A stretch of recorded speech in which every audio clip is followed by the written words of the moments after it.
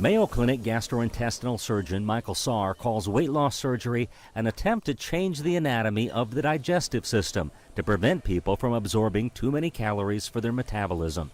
Dr. Saar says in no way is it a shortcut, but rather a medical solution for heading off the unhealthy ravages of obesity. High blood pressure, degenerative joint disease, diabetes, heart disease, sleep apnea, and a bunch of other things. Among the innovative surgical approaches is the gastric band. Imagine it as a donut that's placed around to the top of the stomach. So it decreases the size of the connection between the swallowing tube and the stomach, and it limits the rate at which stuff passes through. Dr. Saar says one problem with the band is it's too easy to cheat on a diet, perhaps loading up on high-calorie ice cream or sweets, which will slip through the band.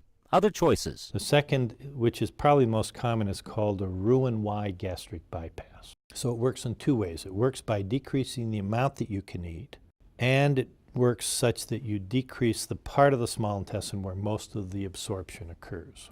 The third operation is called the sleeve gastrectomy. It reduces the stomach to about the size of a man's thumb. That's kind of the hot operation now because there's no bypass. Everything that you eat goes through the normal channel. It's just that you can't eat very much. Dr. Saar says short-term data suggests it's almost as good as a gastric bypass.